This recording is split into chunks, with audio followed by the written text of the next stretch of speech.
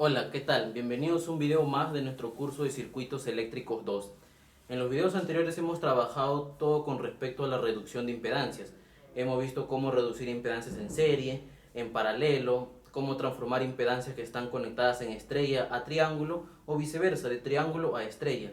Y claro, hemos desarrollado ejercicios prácticos para poner en práctica los conocimientos de la reducción de impedancias. En este video vamos a trabajar el tema de divisor de voltaje, pero cuando se aplica a impedancias. Recuerden que la impedancia se trabaja como si fueran resistencias. ¿Por qué? Porque la unidad es el mismo, que es el ohmio. Con la diferencia que para la resistencia es parte real, pero para las impedancias vamos a trabajar con números complejos. Va a tener una parte real y también una parte imaginaria. La impedancia se puede expresar en forma rectangular y en forma polar. Ya hemos aprendido cómo transformar de forma rectangular a polar, cómo transformar voltajes y corrientes sinusoidales a fasores y cómo pasar los elementos de un circuito que están en el dominio del tiempo con sus respectivas unidades, ohmios, henry, faradios, para pasarlo a las impedancias, que es en el dominio de la frecuencia, con una sola unidad, que es el ohmio. Bien, suscríbete al canal y comparte el video. Vamos a ver el divisor de voltaje en impedancias. En la descripción del video también va a estar el divisor de voltaje cuando vimos circuitos resistivos, cuando trabajamos el curso de circuitos eléctricos 1. Es parecido, con la diferencia de que ya sabemos que impedancias es con números complejos. Yo tengo este circuito. Este circuito es acá es una fuente de voltaje en alterna. ¿Por qué? Porque varía con el tiempo y tengo impedancias. Recuerden que esta fuente me lo pueden dar en función sinusoidal y yo ya sé cómo transformar unos voltajes sinusoidales a su fasor voltaje. Y recuerden que estas impedancias pueden ser impedancias de resistencias, impedancias de capacitancias, impedancias de inductancias o también puede ser impedancia compleja, es decir, una resistencia más o menos una reactancia. Entonces, imaginemos este circuito general. Yo tengo acá una corriente. Yo sé que cuando la corriente circula por cada elemento, porque la corriente en serie es el mismo, va a generar ¿qué cosa? Un voltaje, ¿no? Cuando circula por la impedancia 1, un voltaje 1. Cuando circula por la impedancia 2, un voltaje 2. Cuando circula por la impedancia 3, un voltaje 3. Más, recuerden la convención del signo, por donde ingresa la corriente es positivo, por donde sale negativo. Por acá ingresa, por aquí también ingresa y por aquí también ingresa y la corriente va girando así. ¿Qué pasa si en un ejercicio, en un circuito, a mí me piden hallar estos valores de voltajes y solamente me dan como dato lo siguiente? Que el ejercicio me da como dato el voltaje, es el fasor voltaje, y también me da como dato las impedancias, la impedancia 1, la impedancia 2 y la impedancia 3. Y me piden hallar ¿qué cosa? A mí me piden hallar estos valores de voltajes. ¿Qué podría hacer yo? En un inicio yo puedo reducir estas tres impedancias. Como están en serie, lo sumo y obtengo una impedancia equivalente. Luego voy a tener una sola fuente de voltaje en alterna con una sola impedancia equivalente. Puedo aplicar mi relación fasorial, ¿no? Que el fasor voltaje es igual a la impedancia equivalente por mi fasor corriente. Y así yo puedo despejar y obtener la corriente en este circuito, y una vez que tenga la corriente paso a multiplicar, ¿no? Corriente por impedancia, tengo el valor del voltaje. Corriente por impedancia 2, tengo el valor del voltaje 2. Corriente por impedancia 3, tengo el valor de voltaje 3. ¿No? Recuerden que la impedancia es la relación, ¿qué cosa? La impedancia es la relación del fasor voltaje entre fasor corriente. Si yo a la impedancia lo multiplico por la corriente, ¿a qué me va igual? Al fasor voltaje, no al voltaje. Por eso que nosotros tendríamos que hacer toda esa operación. Pero hay algunas fórmulas que nosotros podemos obtener para, con tan solo estos valores que me dan, obtener el voltaje que se genera en cada impedancia cuando cuando pasa la corriente por ella, ¿no? Entonces vamos a empezar aplicando mi ley de voltaje de Kirchhoff. Yo tengo lo siguiente. ¿Qué me decía mi ley de voltaje de Kirchhoff? La sumatoria algebraica de los voltajes en una trayectoria cerrada o en una malla es igual a 0. Entonces empiezo de esta esquina, en sentido horario. ¿Cuál es el voltaje primero? El V1, ¿no? Pero positivo. V1. ¿Qué sigue? V2 positivo, más V2. ¿Qué sigue? V3 positivo. ¿Qué sigue? El fasor voltaje ya es de la fuente, pero negativo. Negativo menos V, y este es igual a 0. Si yo paso a este voltaje al otro miembro, voy a tener lo siguiente: que el voltaje de la fuente es igual al voltaje 1 más voltaje 2 más voltaje 3. Esa es mi ley de voltaje de Kirchhoff. Ahora yo lo voy a obtener como una ecuación 1. Pero estos voltajes yo los puedo expresar en función de la corriente y en función de la impedancia, ¿no? Por esta relación. Entonces voy a obtener lo siguiente, que el voltaje es igual a ¿qué cosa? A la impedancia por la corriente. Entonces el voltaje 1 va a ser igual a la impedancia 1 por la corriente. Impedancia 1 por la corriente, más el voltaje 2 va a ser la impedancia 2 por la corriente, porque es la misma. Impedancia 2 por la corriente, más el voltaje 3 va a ser igual a la impedancia 3 por la corriente. Impedancia 3 por la corriente. ¿Cuál es el término común acá en esta ecuación? Tenemos que la corriente es la misma, ¿no? ¿Por qué? Porque la corriente en serie siempre es el mismo. Entonces eso lo voy a sacar afuera. Voy a tener que el voltaje es igual a la corriente y ello se multiplica la impedancia 1 más la impedancia 2 más la impedancia 3. Y a ello yo le voy a llamar una ecuación 1.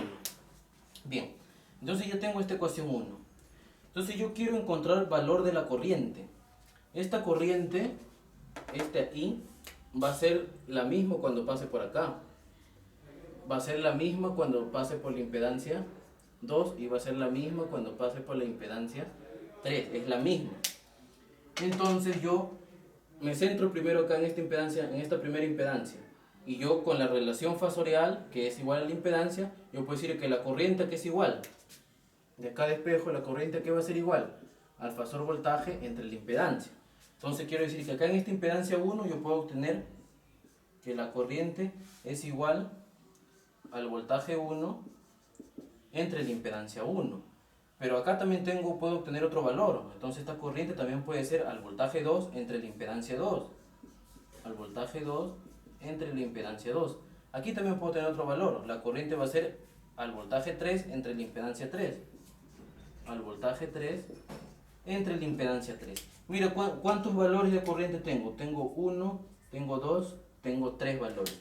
Entonces cada uno de estos valores yo lo voy a reemplazar en mi ecuación 1. Voy a tomar este primer valor, que la corriente es igual al voltaje 1 entre la impedancia 1 y lo voy a reemplazar acá. Entonces voy a poner acá así. Tengo voltaje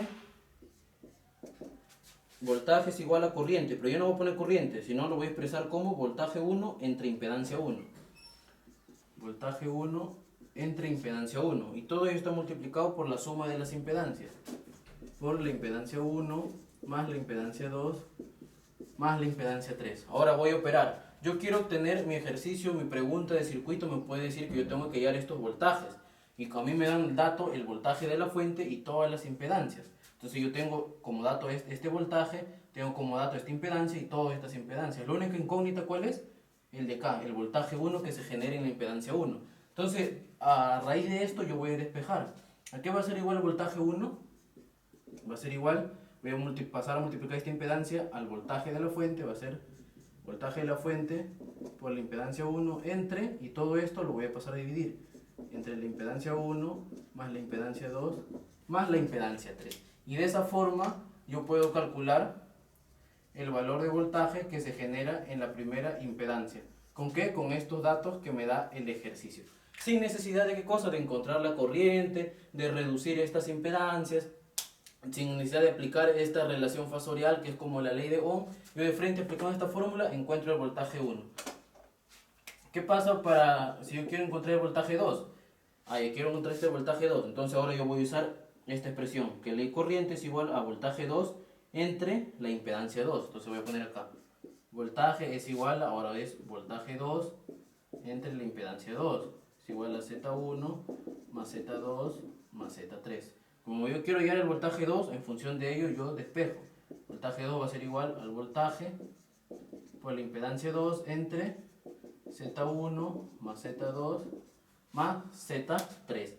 Y de esta forma también encuentro yo ya el voltaje 2. Es muy sencillo. Ahora, ¿cuál voltaje me falta hallar? El voltaje 3. Vamos a ver.